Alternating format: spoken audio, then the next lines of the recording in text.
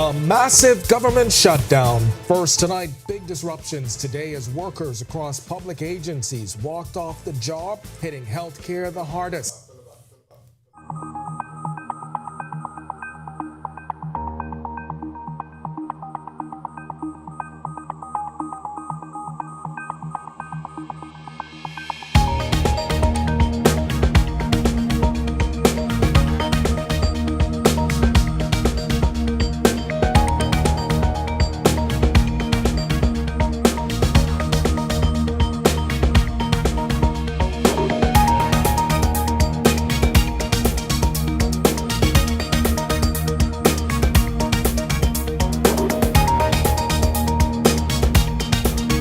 massive government shutdown. First tonight, big disruptions today as workers across public agencies walked off the job, hitting healthcare the hardest. We'll tell you the headache being felt in other services as the Prime Minister condemns the industrial action. Also, religious leaders and activists stepping up with a new crime-fighting approach, but will it be enough to make a difference? Plus, from Carifta victories to dwindling Olympic dreams, Sasha Lightbourne dives into what's behind the country's swimming success and struggles in a week-long series, Swimming in Paradise. Then in our news at 7:30, industrial action comes back into focus as the strike hits Grand Bahama hard, disrupting essential services, and we'll explore what's behind the breakdown of the TUC-PLP relationship. Our news live at 7 starts right now.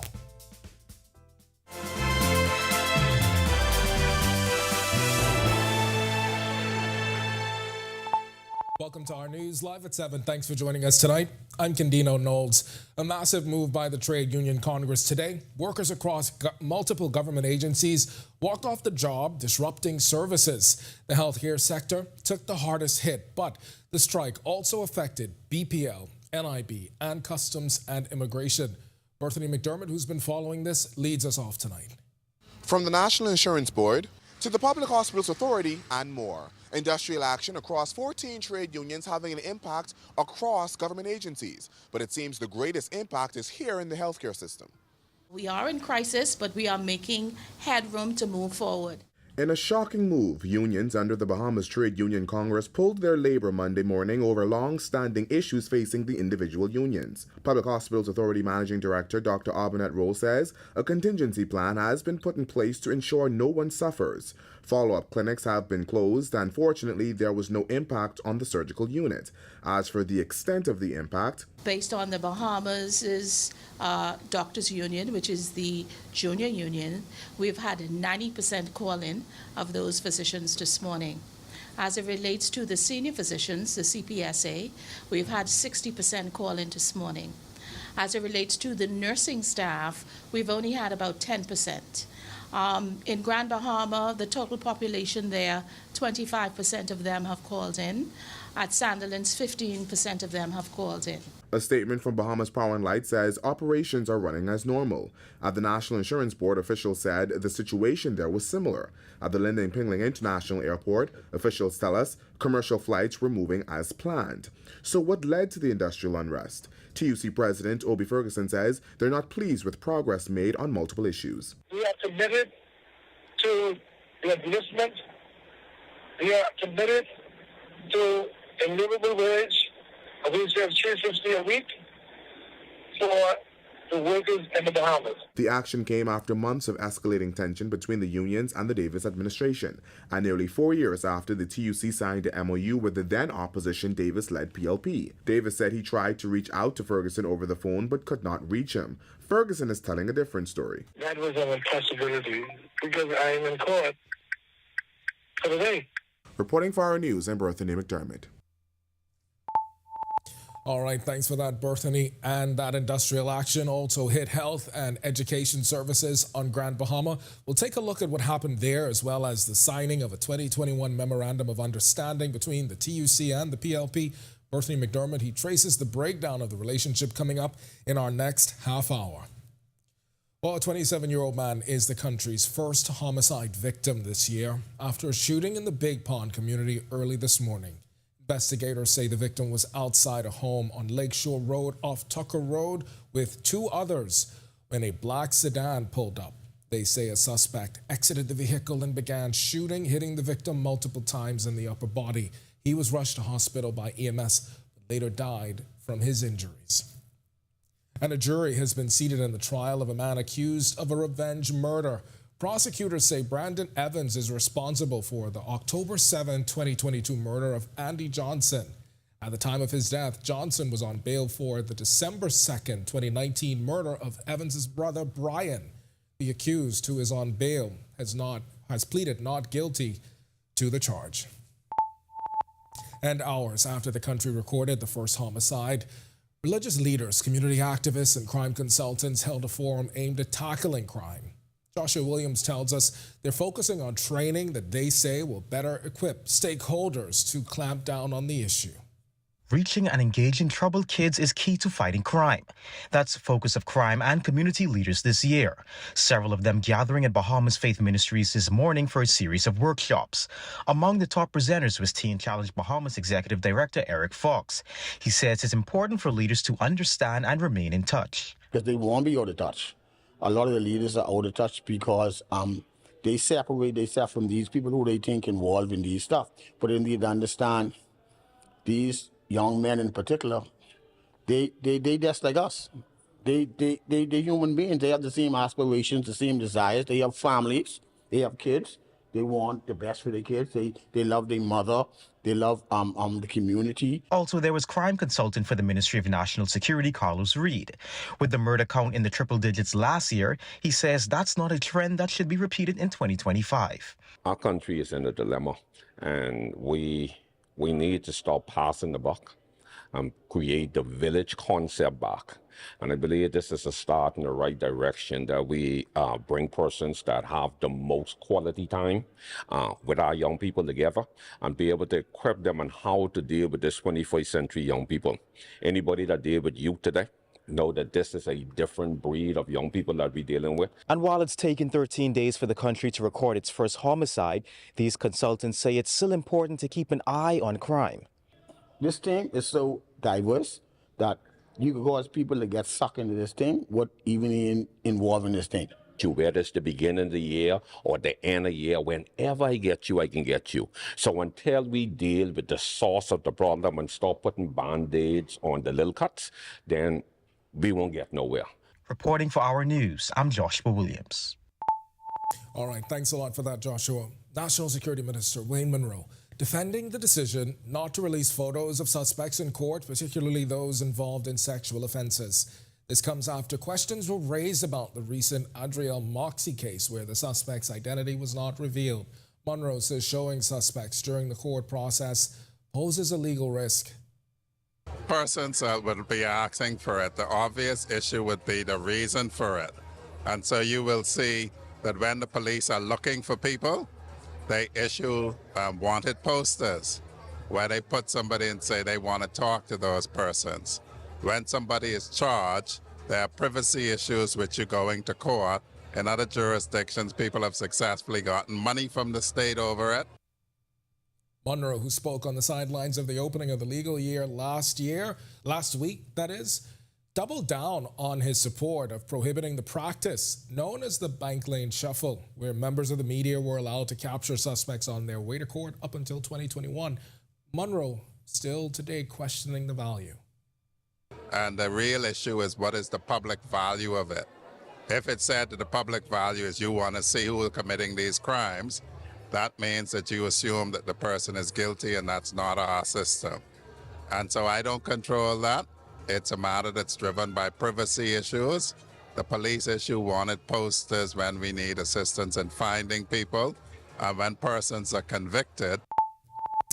Last week, our news reported on a suspected illegal copper burning operation in western New Providence after area residents sounded the alarm. Drone footage provided by a concerned local captured two men burning what appeared to be copper, producing thick plumes of smoke, as you see there, near the Adelaide community and Frank Watson Boulevard. The footage also showing the burning of coal in the Cowpen Road area. Residents telling our news the activities typically occur in the early morning hours, the smoke making it difficult to breathe. This morning, Environment Minister Sean Miller was questioned about whether his ministry is looking into the issue. Miller confirmed Monday that his team is actively addressing these concerns. It's been a nuisance. It's been an unnecessary burden, and I promise you, sir, they will be dealt with swiftly. As a matter of fact, we've gotten most of the information already via drones, and he should be going up, putting it up today to get the remainder of it, particularly the area that you're referring to, because as you may be aware, because you seem to be knowledgeable of it, and the fact that you referred to Cowpen, you seem to be extremely knowledgeable of it. So it's been a burden for me, and it's something that we will tackle swiftly and we intend to dismantle everyone and send a strong message. All right, this is a developing story that we will continue to follow. And we've got much more to get to tonight. But for now, it's time for your first look at temperatures. Meteorologist Ian McKenzie, he's standing by in the Weather Center. Ian? Thanks, Candino, and good evening, Bahamas. Welcome to your Monday evening forecast. We're currently outside our studios under mostly clear skies with a temperature of 71. Feels like the same. Winds are from the east-northeast at 6 miles per hour. Across the country, we have 69 at Freeport, 70 in Allenstown, 74 in Nicholstown, a pair of 71s in Nassau, Great Harbor Key, and in Marsh Harbor, 72 in Governor's Harbor, Eleuthera. Central Bahamas, we have 74 in Camps Bay, a pair of 73s in Georgetown and Deadman's Key, and a pair of 72s in Arthurstown and Coburn Towns in Salvador. Southeast Bahamas, we have 77 in Duncantown and in Providenciales, Turks and Caicos, 74 in Colonel Hill, 75 in Delectable Bay, 78 in Matthewtown and Nagua, and 76 in Abrahams Bay, Mayaguana. Satellite and radar imagery at this time, we have an active cold front that's pushing through the central northern portion of Florida. This should reach our area sometime tomorrow with little fanfare. High pressure across our area now will begin to retreat towards the east in response to this frontal system. Stick around, we'll tell you all about these fronts straight ahead. Thanks, Ian. And still to come in our news, the Bahamas reigns in regional competitions, but Olympic success remains elusive. Sasha Lightbourne explores the big question in our new week-long series, Swimming in Paradise. Coming up in sports, one Bahamian pro takes on the field in the opening event of the Corn Ferry Tour as pro golf returns to the Ocean Club Golf Course.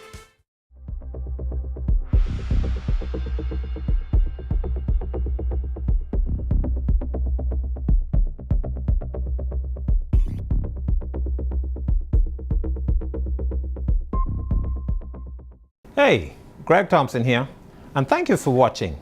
Be sure to hit that follow button. And if you want to see more content like this, follow all of our news social media pages. And hey, don't forget to turn on your notifications so you never miss out on the top stories from the team you already trust. America's 47th President Donald J. Trump takes office on January 20th. With a decisive victory and clear mandate from the American people, what will his anticipated policy changes in immigration, taxation, climate change, foreign policy, and social reconstruction mean for the Bahamas and the region? Join On the Record with me, Jerome Sawyer, Thursday, January 23rd at 8 p.m. from the nation's capital for a special Mission to Washington.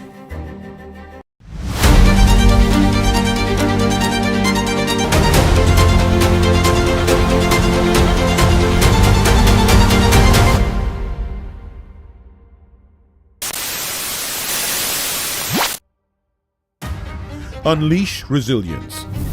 Secure the digital future. Navigate the evolving landscape of cyber threats. The future will be secured.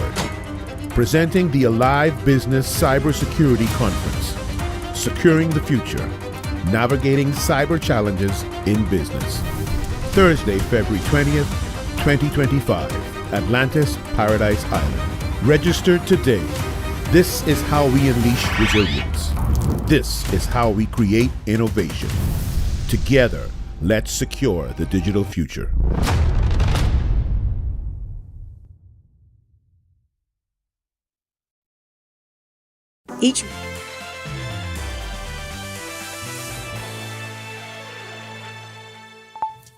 Around the Caribbean, the Bahamas is a dominant force in the pool. Back-to-back Carifta wins and Goodwill Championships have earned us top dog status in the region, but seemingly that's where it ends, with no Olympic medals and dwindling numbers of swimmers who are even qualifying.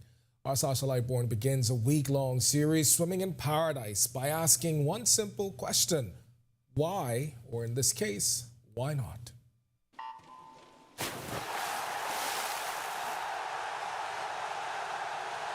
The roar of an Olympic stadium. Athletes say it's a feeling that cannot be replicated, yet there are only a handful of Bahamian swimmers who've experienced it. Nakia DeVoe, Jeremy Knowles, Ariana Vanderpool Wallace, Alana Dillette, and Joanna Evans are among the Bahamian swimming legends who know what it feels like to enter an Olympic pool. But recently the field has narrowed to less than a handful of Olympic qualified swimmers. president of the Bahamas Aquatics Federation, Algernon Cargill, offers a few explanations among them. When we look beyond the 50 meters, the 100 meters or the 200 meters, for example, or even the distance races, we are not having any success. Tamar Taylor and Renishka Gibbs were the only two swimmers qualifying for the 2024 Paris Summer Games. Neither Taylor in the 100-meter free or Gibbs in the 50-meter free advanced beyond their heats. Which brings us to the other handicap for our swimmers identified by Cargill, the lack of pool space. This pool is oversubscribed. We have a lot of swimmers or clubs that cannot get the desired lanes to train. And while you can train in a 25-meter pool, it's not the same as training in the pool you're actually going to race in.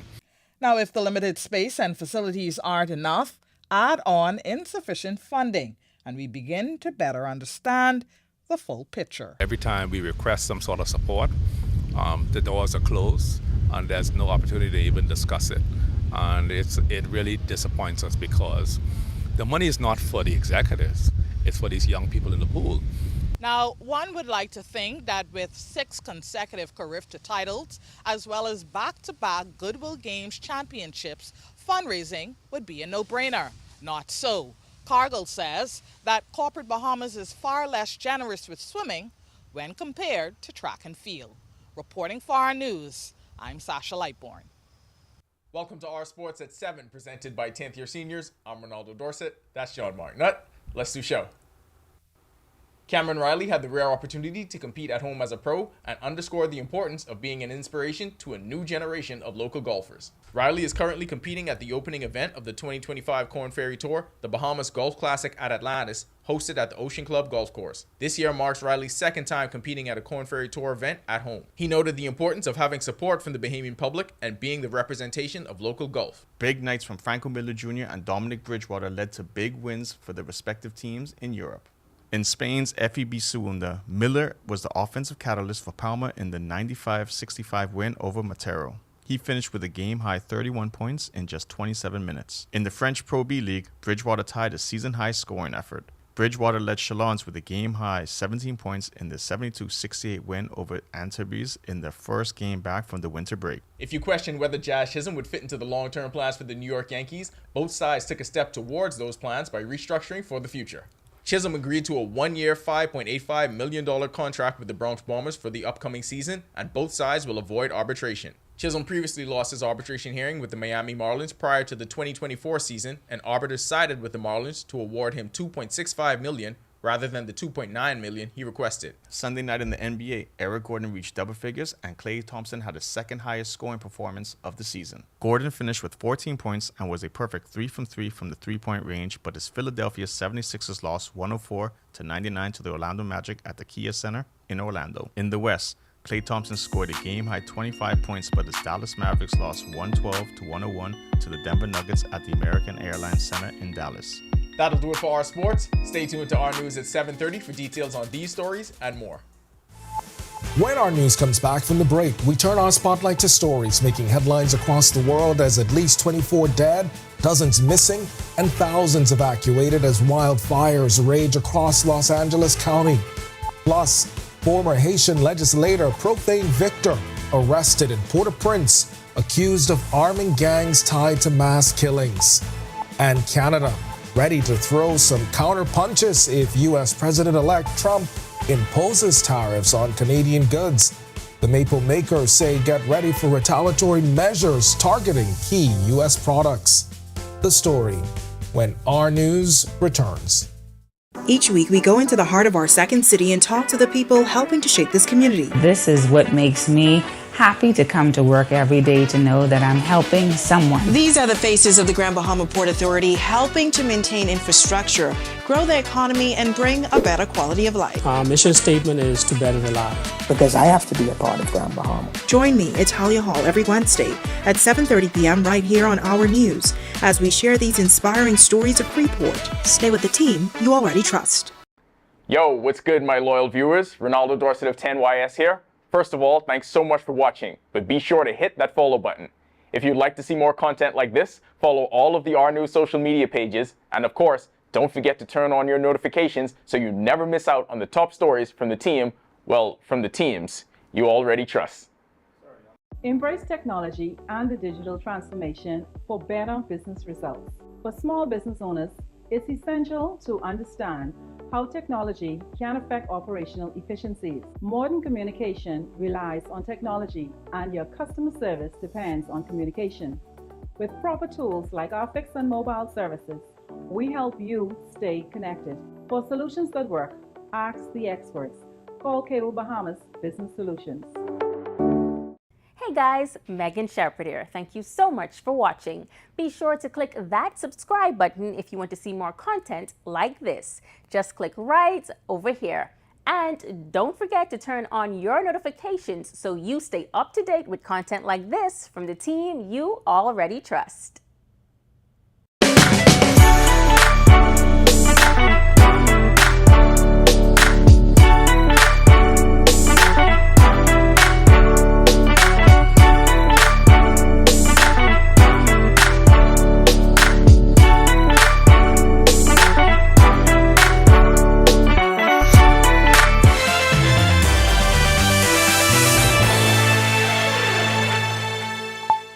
This is our news. Welcome back. We turn our attention now to stories making headlines across the world. At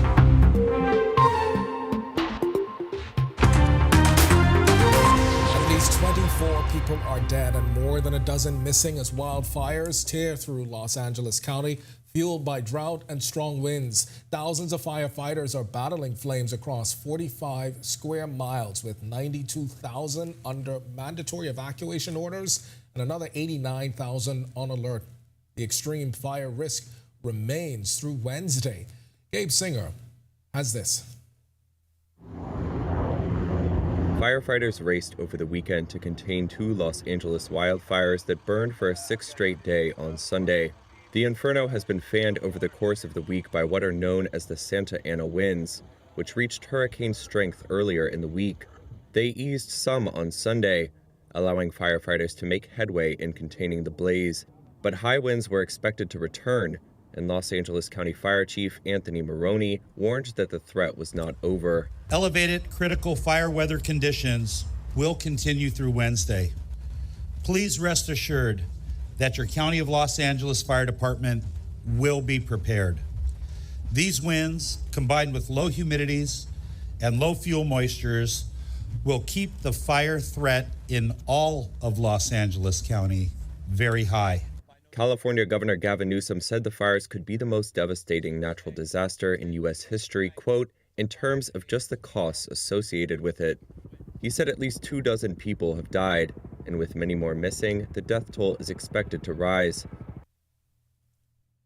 And Canada is considering retaliatory tariffs on United States products like orange juice, toilets, and steel if President-elect Donald Trump imposes 25% tariffs on Canadian goods. Ontario Premier Doug Ford and Finance Minister Dominic LeBlanc warned of countermeasures last week after Trump recently claimed the United States doesn't need Canadian goods and suggested Canada should become the 51st state. Canadian officials have called Trump's comments deliberate provocations. Canada remains the top export destination for 36 U.S. states with $3.6 billion in goods and services crossing the border daily. And Haitian police have arrested former legislator Profane Victor, long accused of arming gangs in a region in Haiti and is sanctioned by the United States and Canada for alleged human rights abuses. Victor, who was taken into custody Sunday in Port-au-Prince, has been linked to a gang which he allegedly armed to secure his 2016 election. The gang has since been accused of mass killings, including an October massacre. And the Caribbean Public Health Agency, CARPHA, is closely monitoring viruses like HMPV, influenza A, and COVID-19 as the Caribbean's peak travel season raises the risk of respiratory illnesses. At the end of December 2024, CARPHA said respiratory illness activity in the Caribbean showed mixed trends. While current risk remains low, CARPHA warned in a statement this week that increased tourism could strain health systems. Member states urged to strengthen surveillance and health capacity with a focus on travelers. So to come in our news, today in history, find out interesting facts about the day that was January 13th. Then in our news at 7:30, From power to healthcare, the effects of today's multi-agency strike being felt across the country. It's got one union leader putting the Prime Minister on notice, says enough is enough. And fancy dancers aren't backing down as the Boxing Day Parade B Group champion title dispute rages on. Marlena Leonard tells us how legal action or a boycott may be on the way when our news returns.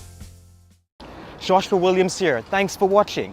Be sure to hit that follow button and to follow all of our social media pages. Also, don't forget to push that notification button so that you can see all of the great content from the team you already trust. Don't spend hours sending individual messages to your customers. Use SMS messaging instead. With Cable Bahamas Business Solutions SMS messaging, you can send personalized messages to hundreds or even thousands of recipients instantly. It's quick, effortless, and cost-effective. Plus, it ensures that your messages are delivered directly to your customers' cellular phones, guaranteeing higher engagement. Save time and boost your outreach with SMS bulk messaging. Call Cable Bahamas Business Solutions at 601-8911 in Nassau or 602-8811 in the Family Islands. Sasha Lightborn here, and thank you so much for watching. Be sure to follow all of the R News social media pages to make sure that you don't miss those top stories from the team you already trust. In what we do at Best Brew, it really doesn't end when the customer purchases our product. We offer specialty coffee, tea, spices, and brewing equipment. We do a lot of our orders via website. We actually have the mobile service and the phone service and the internet. So having business in a box really kind of brought everything together for us and helps us to be able to provide the customer services that we pride ourselves on. Donald Trump has been elected president, defeating Vice President Kamala Harris. America has spoken. Donald J. Trump is headed for a second term in the White House with a Republican majority in the Senate and the Supreme Court. On January 20th, the world will witness his inauguration, and our news will be there. What will his changes mean for Bahamians in the region? Join Jerome Sawyer and the Our News team for a week of reports starting Inauguration Day, because our news is always there when it counts.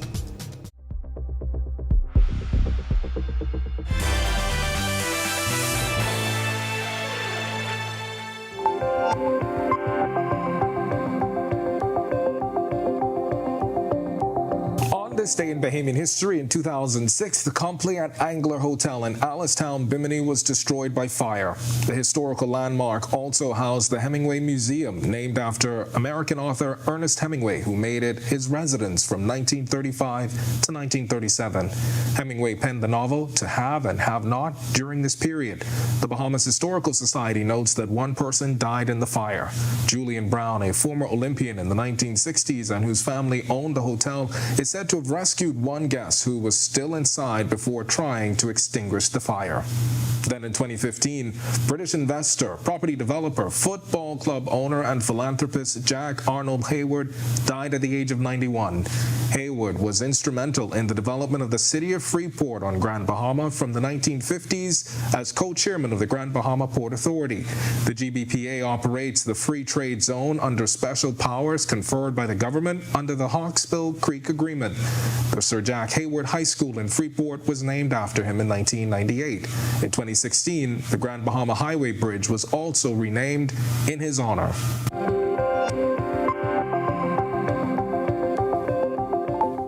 All right, we've got something new for you. As the world prepares for the upcoming inauguration of America's 47th president, the Our News digital team releasing a special series, Digital Pages.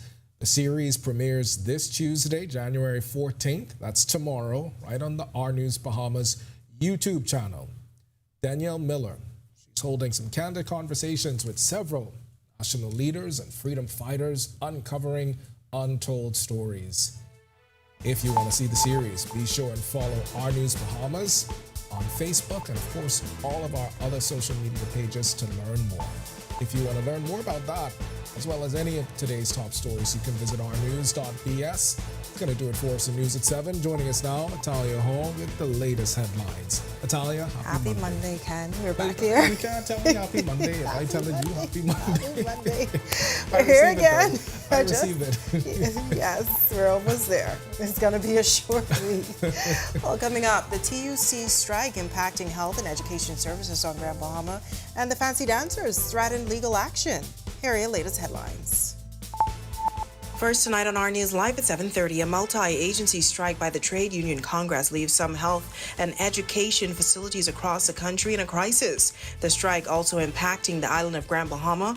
We'll hear from residents coming up, also from common ground to meltdown. Tonight we take a look at what began as a promising partnership in 2021 has now crumbled into nationwide industrial action. Our Berthie McDermott takes a look into the history between government and the TUC. Plus, Union President Belinda Wilson warns government to do more to address union concerns or face further action. We have her full comments coming up. And later, former Health Minister Dr. Dwayne Sands weighs in on the nationwide union strike, saying hospitals are struggling as staff shortages push them into a crisis. Our news live at 7:30 is back in a moment.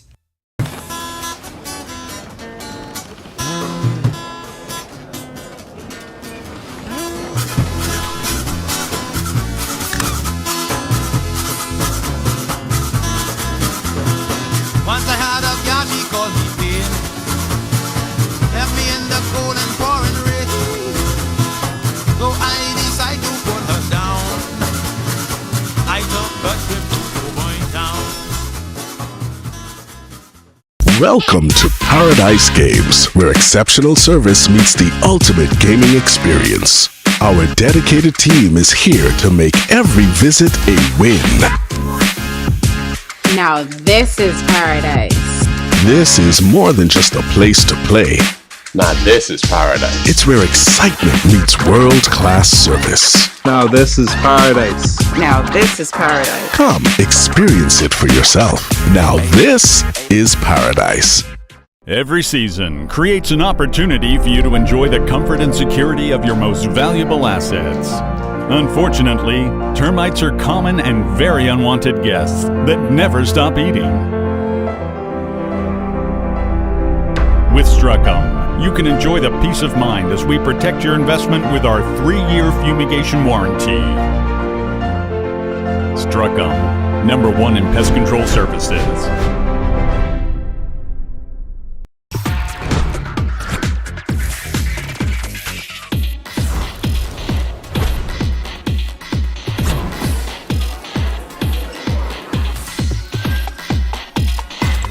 Each week, we go into the heart of our second city and talk to the people helping to shape this community. This is what makes me happy to come to work every day, to know that I'm helping someone. These are the faces of the Grand Bahama Port Authority, helping to maintain infrastructure, grow the economy, and bring a better quality of life. Mission statement.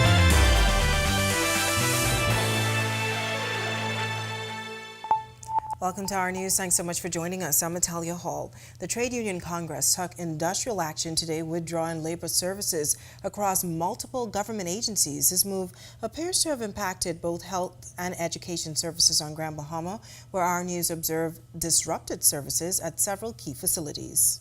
According to the Public Hospitals Authority, protocols have been activated to ensure patient safety and well-being during the ongoing industrial action. The PHA also confirmed that Grand Bahama Health Services would be affected. While all community clinics remained open, the Paris Plaza Clinic on Call Road was closed when our news visited. Staff there advised that people could make appointments, but no services were being rendered at the time. Over at the Brand Memorial Hospital, things appeared noticeably quiet. When we requested an interview with the hospital administrator, Tavad Bastian, to get an update on operations there, we were told that he was in a meeting. We understand several doctors and nurses did not report to work on Monday. The head of the Nurses Union on Grand Bahama, Muriel Lightbourne, directed inquiries to Trade Union Congress President Obie Ferguson as the Nurses Union falls under the TUC umbrella. Despite some not showing up for work today, not all patients experienced delays. 2 Grand Bahama residents told our news their hospital visits went smoothly. The service was still excellent. There was no delay. Service was as usual, as I always come. William says he initially had no idea there was a strike. As for Reverend Bassett, I've heard it on the news. I guess they got to do what they have to do. He also offered his personal view on the situation. All of the people who was playing their part within the government and so on, the unions, I think it's high time now that we trust God. We turn everything over to Him. As for education, we understand several teachers who are members of the Bahamas Educators, Counselors, and Allied Workers Union, which also falls under the TUC, called in sick. BECAU President Sandra Major confirmed some teachers followed protocol and are out sick, but emphasized they are not participating in a strike. She also directed us to TUC President Obie Ferguson for a comment, who expressed dissatisfaction with progress on multiple labor issues. Our whole purpose of the TUC is to work for the betterment of the average Bahamian resident. That's what we do. There are some people who are opposed to that, but that will not change our position.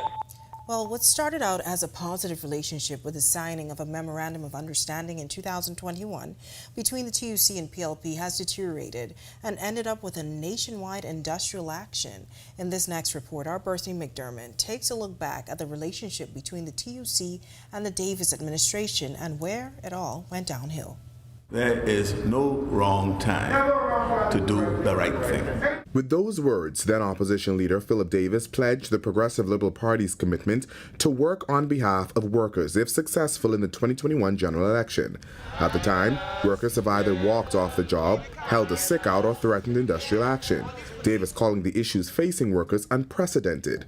A month after the agreement was signed, the Davis-led PLP overwhelmingly won the general election. Just over 3 years into their term, it seems both sides are at odds, with the TUC instructing its members to withdraw its services. But for a while, it seems things were going well. Just 7 months into office, Trade Union Congress President Obie Ferguson said the government was doing reasonably good. Fast forward to December that year, Ferguson told reporters there were still outstanding matters. The MOU called for the enactment of a livable wage, an increase to minimum wage, and the refurbishment of Workers' House, among other things. At the time, he cited issues with a few unions. When asked if unions are happy, When you say happy, excluding a number of little side stuff, right? They're very comfortable that what the government agreed to do, the government is working towards. But it seems things took a turn in 2023 when Ferguson made this threat. The Trade Union Congress giving government until June 2024 to increase the minimum wage to $350 or face strike action. At the time, Ferguson said 30 of his affiliate unions were in the process of taking strike polls, while some affiliates already had strike certificates. It came 10 months after the minimum wage increased by $260 in January of that year. But as the relationship between the government and the TUC deteriorated, other unionists weighed in, criticizing them for signing the MOU with the PLP in 2021. Now the TUC has pulled its services across the country. Time will tell the impact this will have, how long it will last, and if their issues will be resolved. Reporting for our news, I'm Bertha McDermott. All right, thanks so much for that, Berthany. Now, the other umbrella union, the Bahamas National Alliance Trade Union Congress, and its president, Belinda Wilson, says they, too, are putting government on notice after a number of unions under the Bahamas Trade Union Congress pulled their labor today. It comes over long-standing issues facing several of the TUC's individual unions. The effects of what they have called a national strike felt at Bahamas Power and Light, the National Insurance Board, the Public Hospital Authority, and Customs and Immigration. Wilson, who's been vocal on a number of issues, says this latest action shows that government is not doing enough. Let me just let you know, Mr. Prime Minister, the clock is ticking. Tick-tock, tick-tock, tick-tock. Your time is almost up. I will give the minister a C. She tries. But I give the government overall an F, because I don't believe that labor is a priority to the government. They do a lot of lip service. Now, Wilson hasn't shied away from her criticism of the TUC dating back to last year, accusing the union's president, Obie Ferguson, of mixing the labor fight with politics after the union signed a memorandum of understanding with the then opposition Progressive Liberal Party.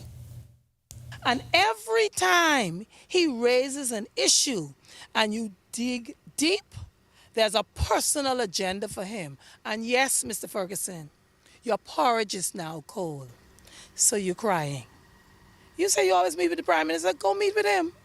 and let him resolve your issues. It's the BNATUC and the BUT who cannot get an audience with the Prime Minister. He's your friend, so don't come crying to us. Our Free National Movement Chairman and former Minister of Health, Dr. Dwayne Sands, weighing in on the industrial action happening across the country today, reiterating that it's left healthcare facilities in crisis mode. In a press conference earlier today, Managing Director of the PHA, Dr. Abinet Roll, revealed 90% of the Bahamas Doctors Union called in and 60% of the CPSA representing senior physicians called in as well.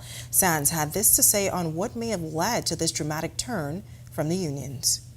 I think, unfortunately, this administration thought that they had all the unions in the bag, so to speak, and as such, did not adequately engage. Certainly, the CPSA and the junior doctors and the nurses union and other unions under the umbrella of the Trade Union Congress would have made it very clear that they were not happy.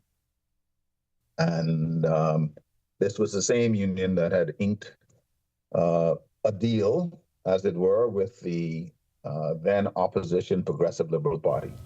While Sands says the industrial action has left the hospital in crisis mode, he says there are still some services ongoing. Thanks, Natalia. There are many patients finding that services that they had hoped to receive, they cannot receive. And but there are patients receiving services. I'm just getting out of the operating room doing an emergency procedure, and other physicians and nurses are providing care. I think, for patients and families, they want to know that nothing bad is going to happen. And there are people providing medical services, even though they understand the nature of the issues that are on the table. All right, well, warmer temperatures this week across the country so far. Wondering what else we can expect for the work week? Meteorologist Ian McKenzie is in the Weather Center with your first look at weather. Ian. Thanks, Natalia. Good evening, Bahamas. Welcome to your Monday evening forecast. We're outside our studios under mostly clear skies. Feels like the same. Winds from the east-northeast at 10 miles per hour. Satellite and radar imagery at this time. We have a front approaching us. High pressure across our area will slide eastwards in response to this front. Stick around to extended forecast. We'll tell you all about this front and many more straight ahead. Still to come on our news, a shocking altercation lands a tenant in court, accused of attacking his landlords with a hammer. We have the latest. Also, new amendments to the Environmental Planning and Protection Act 2024 reduce red tape for minor projects unless they're in sensitive areas. Director Rihanna Neely Murphy speaks, and the Fancy Dancers claim their Boxing Day parade title is under dispute.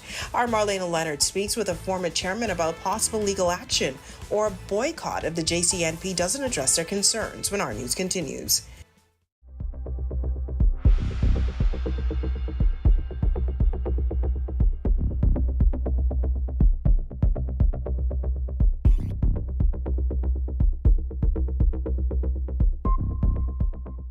Hey, Greg Thompson here, and thank you for watching. Be sure to hit that follow button. And if you want to see more content like this, follow all of our news social media pages. And hey, don't forget to turn on your notifications so you never miss out on the top stories from the team you already trust. America's 47th President Donald J. Trump takes office on January 20th. With a decisive victory and clear mandate from the American people, what will his anticipated policy changes in immigration, taxation, climate change, foreign policy, and social reconstruction mean for the Bahamas and the region? Join On the Record with me, Jerome Sawyer, Thursday, January 23rd at 8 p.m. from the nation's capital for a special Mission to Washington.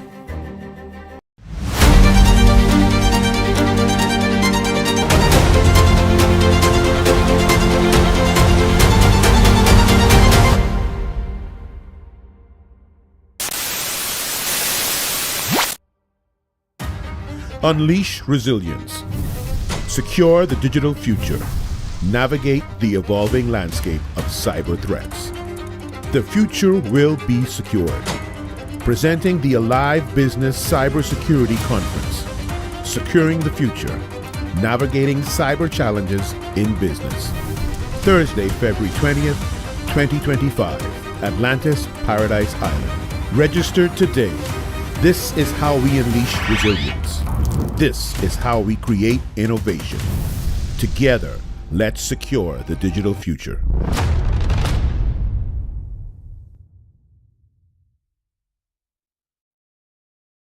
Each week we go. After a dispute with his landlords allegedly escalated, prosecutors say the disagreement between Shaquille Douglas in Kirkland and Serenity Taylor ended in violence. Prosecutors allege that on August 31st, 2024, Douglas assaulted the Taylors with a hammer, threatening to kill them. He's also accused of trashing their apartment, causing damage totaling more than $2,500.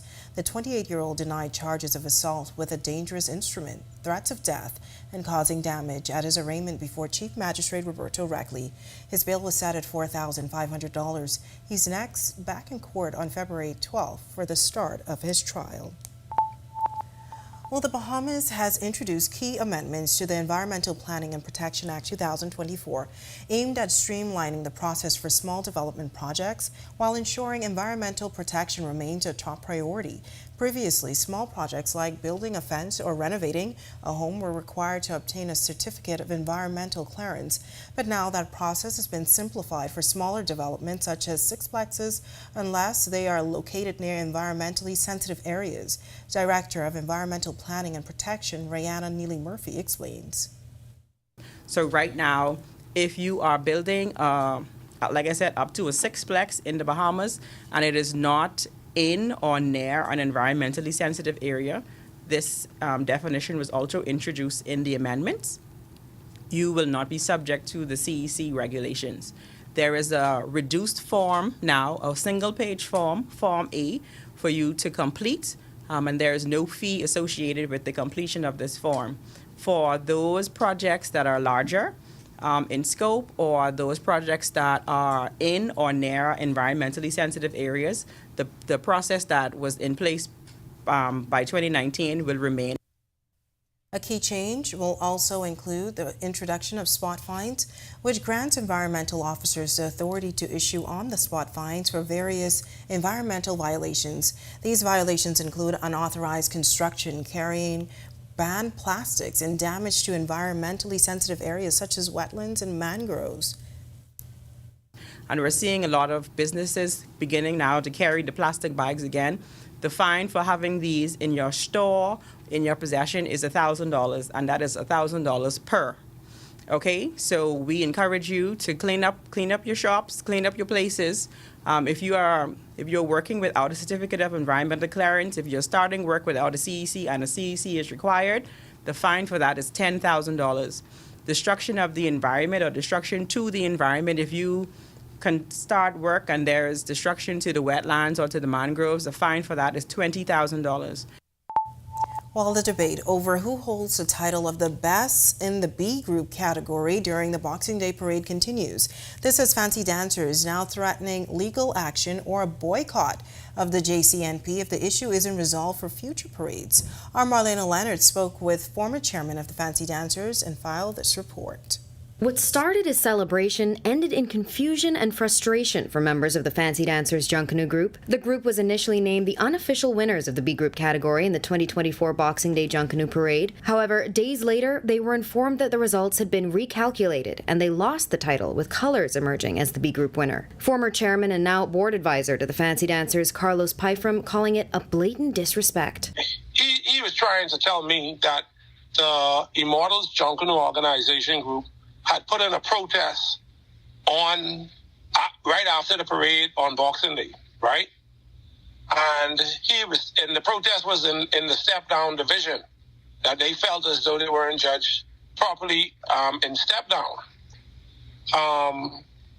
And he's trying to explain to me because they honored the Immortals protest, that gave Colors a 0.6 edge over Fancy Dancers. The former chairman also questioning the timeline of events and whether or not it followed regulations. Are we not following the rules of the governing board of the JCMP? Because the rules clearly state 96 hours after the official results are called, there can be no changes, no matter what. There can be no changes 96 hours after the official results are called. So here, how come 5 days later, after the 96 hours, you telling me this after the New Year's Day parade? Pyfrom also claiming the fancy dancers have 10 B groups and 4 A groups standing with them on the issue. Earlier this week, the group had a meeting with the JCNP. As for what he says the next steps will be, we already engaged in working toward taking this to court because it's not fair. And it's not only fair not to fancy dancers, but it's not fair to the whole B division. Reporting for Our News, I'm Marlena Leonard. It's now time for tonight's Financial Market Minute, brought to you by RF, your local investment bank.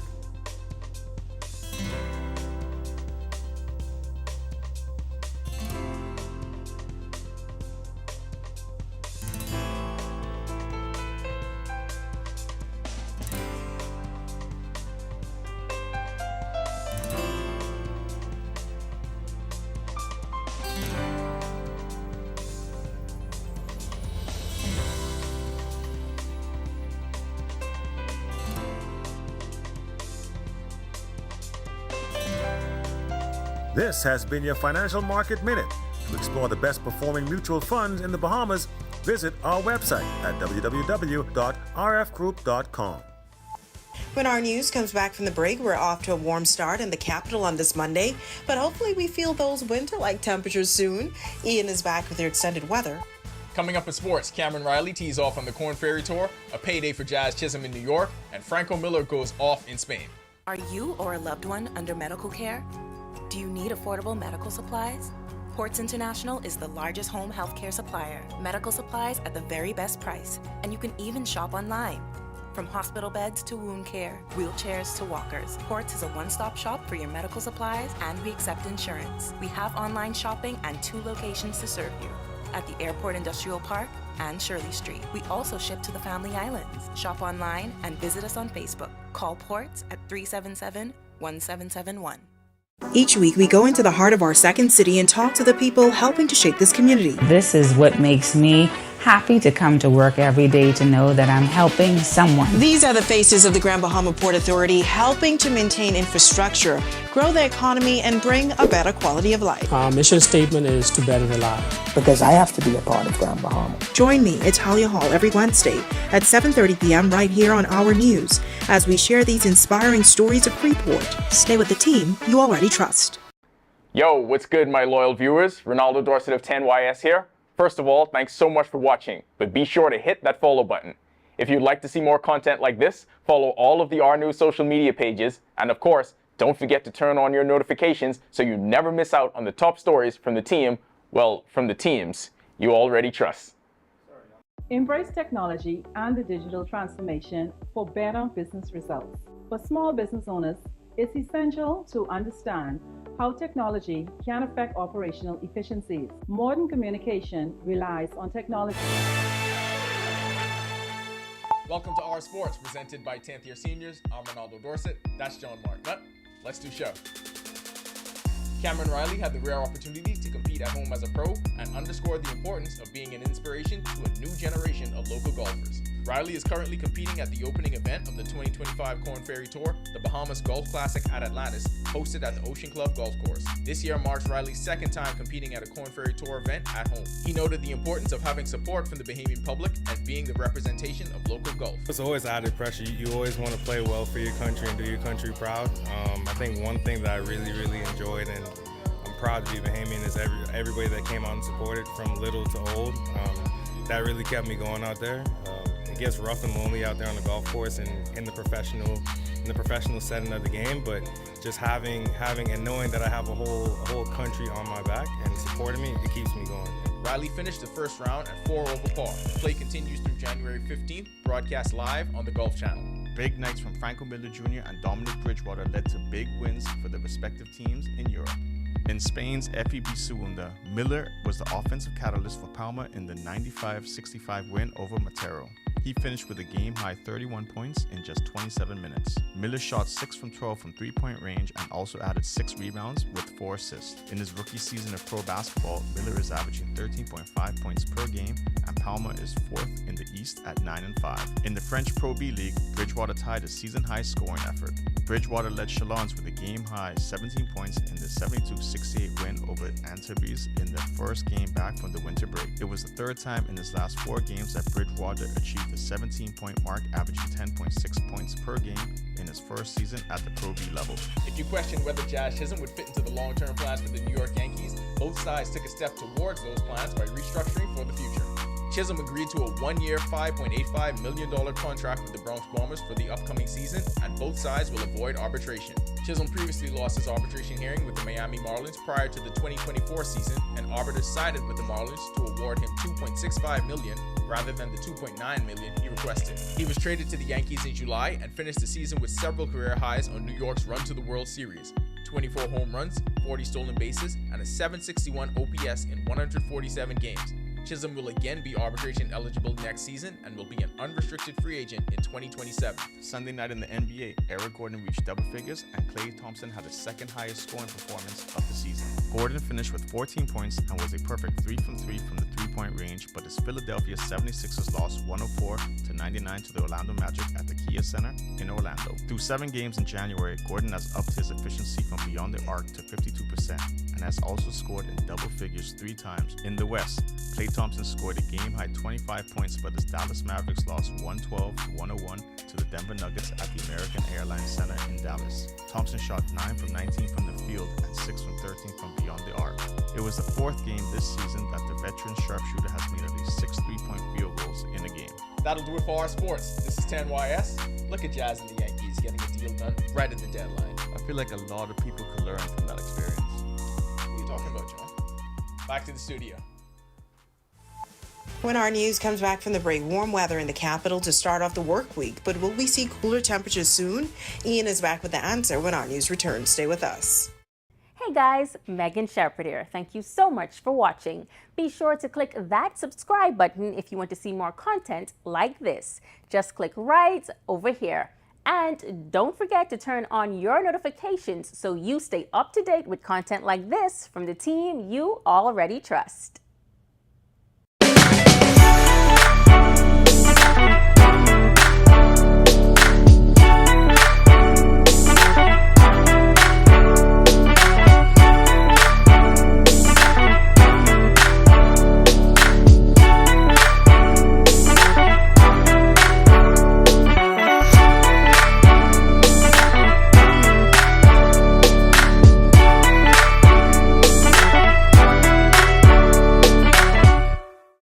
Joshua Williams here. Thanks for watching.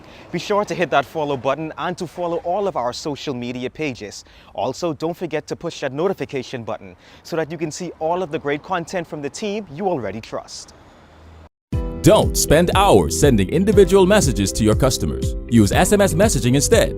With Cable Bahamas Business Solutions SMS messaging, you can send personalized messages to hundreds or even thousands of recipients instantly. It's quick, effortless, and cost-effective. Plus, it ensures that your messages are delivered directly to your customers' cellular phones, guaranteeing higher engagement. Save time and boost your outreach with SMS bulk messaging. Call Cable Bahamas Business Solutions at 601-8911 in Nassau or 602-8811 in the Family Islands. Sasha Lightborn here, and thank you so much for watching. Be sure to follow all of the R News social media pages to make sure that you don't miss those top stories from the team you already trust. In what we do at Best Brew, it really doesn't end when the customer purchases our product. We offer specialty coffee, tea, spices, and brewing equipment.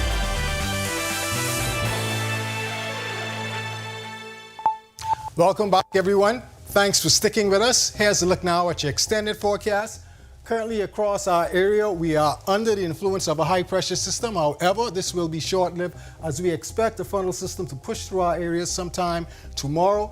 This high-pressure system will retreat towards the east, and that should bring some cloudiness across our area courtesy of that front.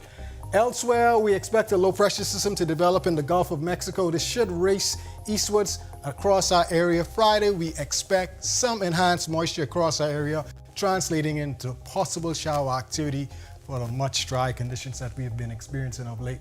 Boating forecasts across the northwest Bahamas. There is a risk of rip currents in effect. For you swimmers, winds will be variable at 5 to 10 knots, seas 1 to 3, but up to 5 feet offshore on those northerly swells. Low tide at 1:29 a.m. tomorrow morning. High tide at 7:55 a.m. tomorrow morning. The central and southeast Bahamas winds will be mostly easterly at 10 to 15 knots, seas 2 to 4, but up to 5 feet in those persistent northeasterly swells. Here's a look now at your national forecast.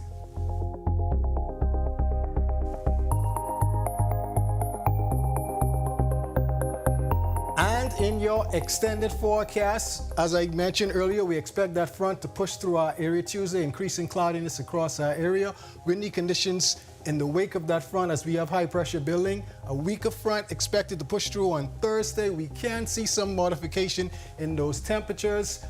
And again, like I said, Friday, there is a chance for rainfall, but we are monitoring that situation. So Greg will be in tomorrow to fill you in on that. We're getting those highs only in the mid 70s with your lows hanging around the mid to low 60s. That's a wrap in the evening forecast. Oh, and yes, there is a full moon tonight, so get outside and just enjoy the wolf moon. Have a great evening, everyone. Thanks so much, Ian. And thank you for joining us for our news tonight. On behalf of the entire team, I'm Natalia Hall. We'll see you tomorrow night. Have a great evening.